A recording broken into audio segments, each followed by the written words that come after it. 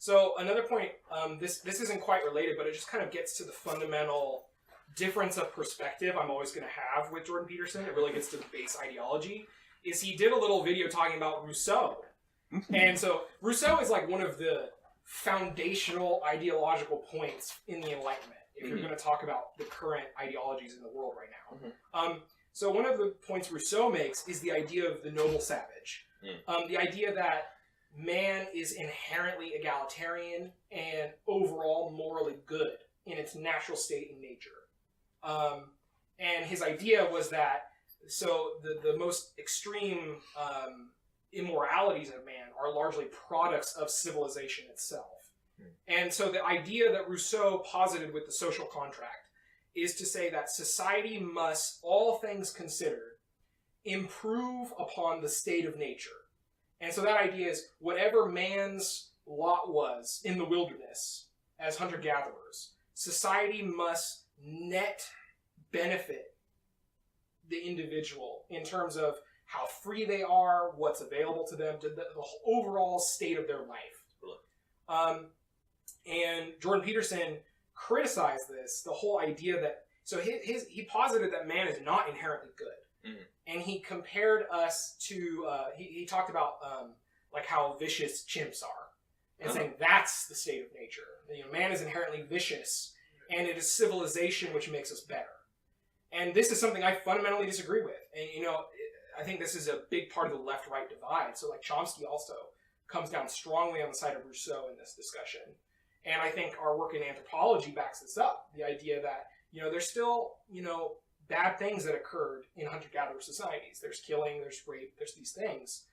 But genocide. I think, but I think all in all, things are far worse right now. And that, you know, we've lost a lot of the most important things that we had as hunter-gatherers in our natural state that we need to rediscover. And, anyway. I mean, what do you think about that, Drew? Or Dwight? Go ahead, Drew. I got a lot to say about that. Yeah, I don't agree with that. I think that's a really good with what narrative with Rousseau. I think that's a really good narrative to shoot for. But the one thing that I'm worried about is that falls into like this kind of like mythology that there were like the good old days where we were great, and then and you got to be careful there. You can't overly idealize. It's also really past. easy to pick and choose your tribe, right? True. You can look through all the tribes that ever were, and you can be like, hey, look at that one. That had a great idea where this was egalitarian and everybody seemed happy. But there's shit tons of tribes where people were not happy. They were essentially murdering people over and over. Yeah. I mean, there's tons of examples of that. And I would say as a whole, society has gotten much better than that in lots of ways. For instance, we're way safer than we ever were. People are way... Well, I mean, in the Western world specifically. Yes. I honestly think if you take the entire human population into account, that might not be true. And I don't know. Yeah, that's not true either. Like what you read. Well, that's actually one of the things that Jordan Peterson has brought up later. I'm not sure in the videos that you've checked out, but it's like one of the things he has been called out on that before. Ben. Oh, really? Yeah. Okay. Yeah, and the thing is, like overall in the world, there's way less infant mortality than there used to be. There's a lot there, and this is totally not to say that we could be doing so much better. That is totally true. Well, but then there's also this whole thing of quantity versus quality. It's like, sure, we're living longer, all these different things, but is the quality of life of the average person in the modern age better than living in hunter-gatherer? They say our work week is longer today than it used to be. You used to only have to work 30 hours a week as a hunter-gatherer. So your quality of life, and anthropologists point to their higher, happiness levels, which we talked about in an earlier podcast. Yeah, there's definitely a lot to be said about tribes of old. I think they did have a lot of things going for them. But I would say overall, the idea that we have moved backwards is just fundamentally... Well, see, I'm not trying to make that position. Okay. There's a lot of ways where we move forward, but I do think we have abandoned things that were very positive that we need to get back. There are certain aspects of modern civilized society that...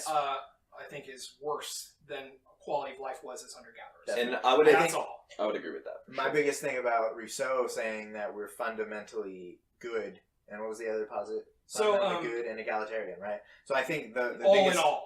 issues. So he was clear in his writing that it was like not 100%. Yeah, because there's lots of tribes that obviously weren't. Yeah, if you looked at and we should be clear that he was positing this entirely from his research of the Native Americans. Right. So this was during the time when America was cleansing the Native Americans. Totally. Okay. And it was during the rise of the Romantic period in Europe, Mm. and a lot of information about the Native tribes written by researchers was coming over, and so there was this emergence within the Romantic movement of going, oh my God, look at all these things we've lost. Sure. We've gained all these things, but look at the squalor in industrial Europe, look at the war, look at all of this stuff, and you compare it to the life of a Native American, and you go, okay, some things are better, but we've lost some shit. Yeah, for sure. We need to re-look at where we've come from. Yeah.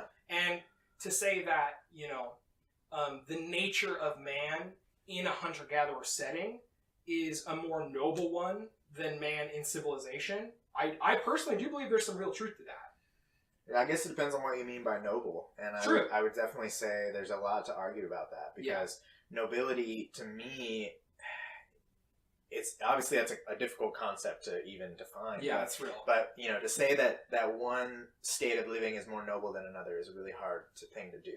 To say that... And this is my own ideological baseline. Because I always am going to favor more egalitarian forms of society, closer to nature, more equality within the group, less hierarchical. Is it more noble to run around in the woods for 40 years and just, hunt and gather and live your life free of essentially any otherworldly stress? Or is it more noble to, live your life as a researcher forever and end up saving tens of thousands of lives because you made a new vaccine? Right. So there's lots of noble things that people do within our society now that I would say are completely impossible under the ideas of... But I think part of this argument is you can't... society produces a lot of extremes. So it's like if you're going to compare hunter-gatherer society, which is much simpler, to civilization, you can't include the person who saves 1 million lives without saying the person who commits a mass genocide. Because both those things are qualities of civilization. But isn't that evening out then? Isn't it just I guess changing? so, but I guess a lot of my context comes from where the world's going right now, which I tend to have a more negative view of it, especially with climate change and all these different things coming down the road. That's a good point. So you can't have this discussion without that kind of like, where's it going? The only way you could compare that argument, I guess, would be post-humanity. Well, that's why... Did it pan out? Yeah. That's why I think it is important, though, not to, idolize either the future or the past, and just be like, what can we do better now? Yes, and I think that's what this is. For sure. Definitely. And I really do think that that's what that argument is hearkening to, is to say... civilization, in a lot of ways, has worsened us from our hunter-gatherer state. We should try to reclaim those things, reintegrate them into society, bring in the lessons we've lost. Yeah, I totally agree with that. For sure. Do you believe that humanity is inherently good? I certainly...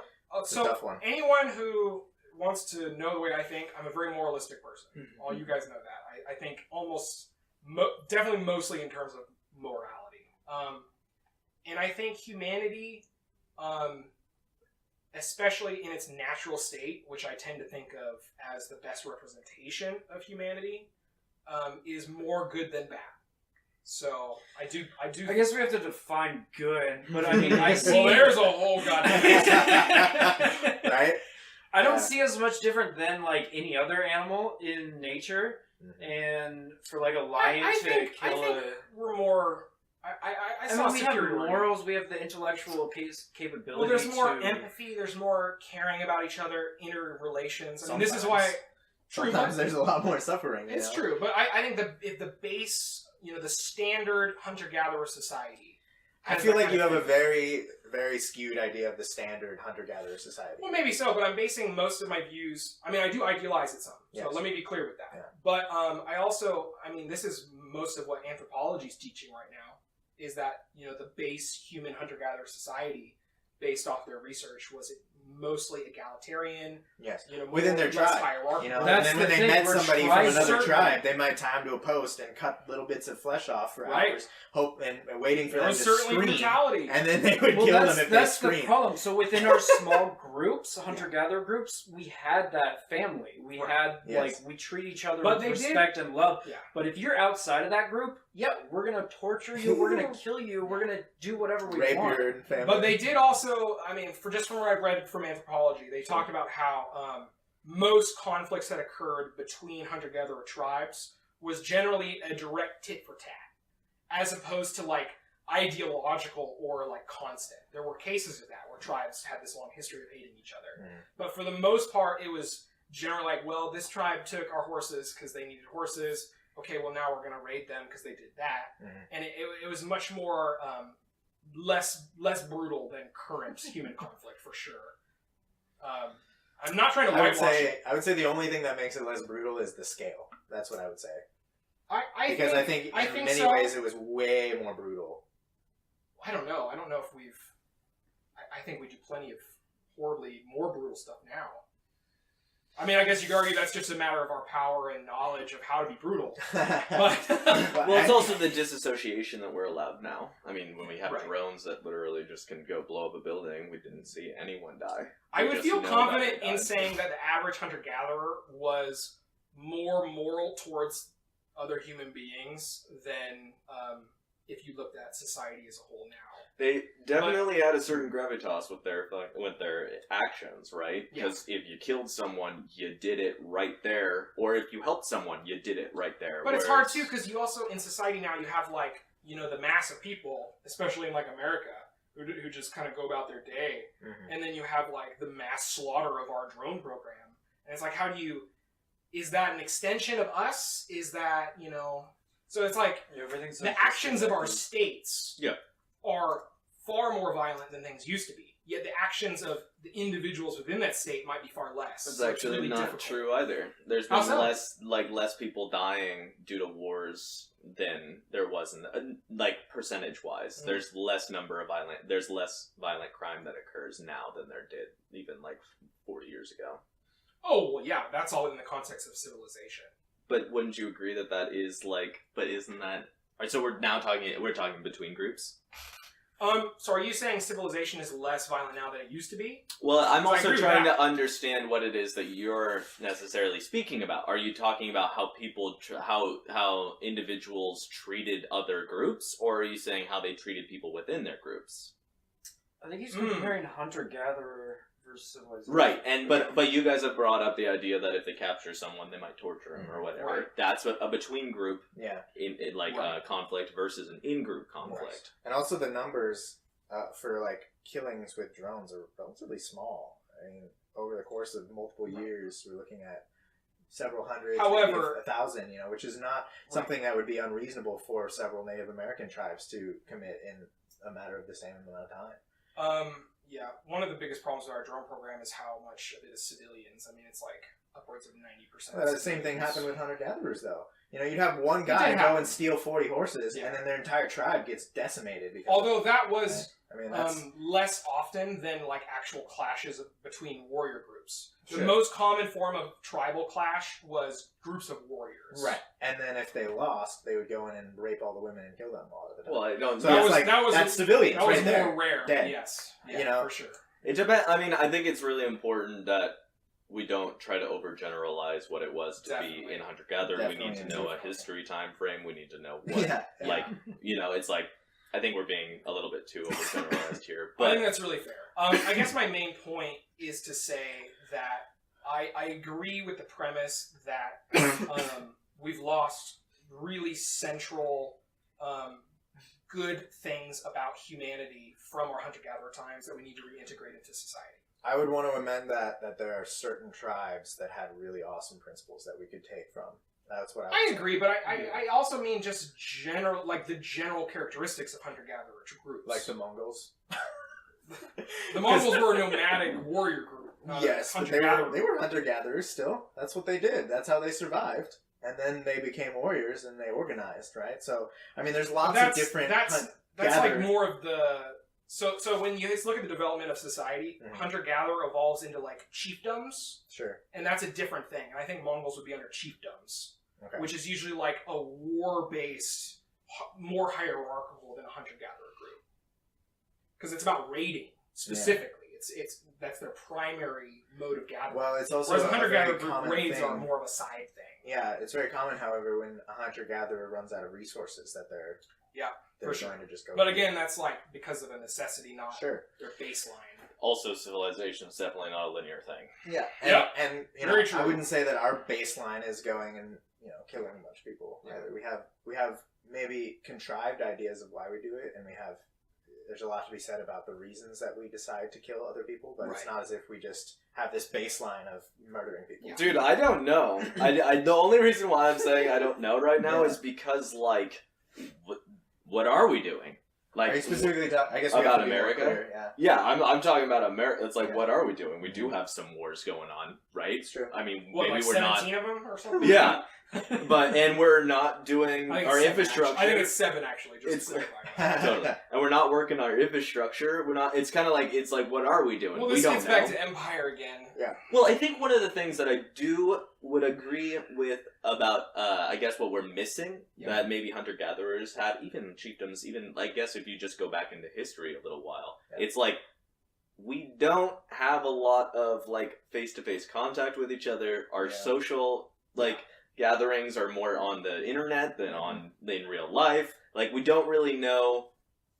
We don't have the experiential evidence of what's going on, what we're doing, why we're doing it. It's all in this kind of meta Platonic kind of view, where it's like even our economic system, we're supposed to, and again, it's very mythological, but it's like we're supposed to have this idea that capitalism gives better growth. And so even us having a capitalistic system or a democratic system, those are just good things. Like, by us having them, we're good people just by contributing to them.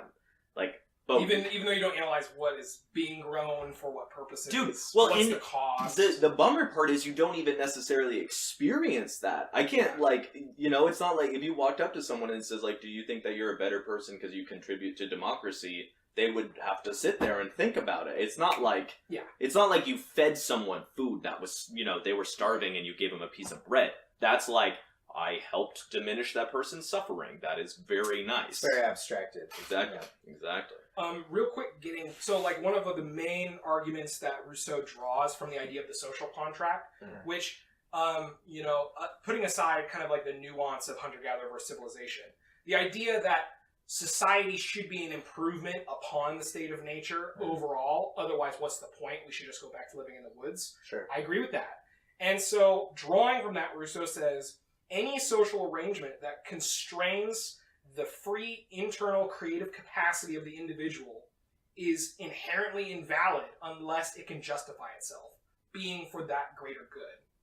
And I completely agree with that. I would be okay with that. And that's the idea of, like, anything that infringes on the individual is part of that social contract. Sure. And if it's not improving upon the state of nature, so it's net good from that original state, then it is inherently oppressive or invalidating. Not quite, because it's also saying that you would have to have a justification for it. So you can definitely diminish someone's rights as long as it's benefiting everyone as a whole. Right. Like, that's you diminish your right to murder somebody because it's bad for society. Exactly.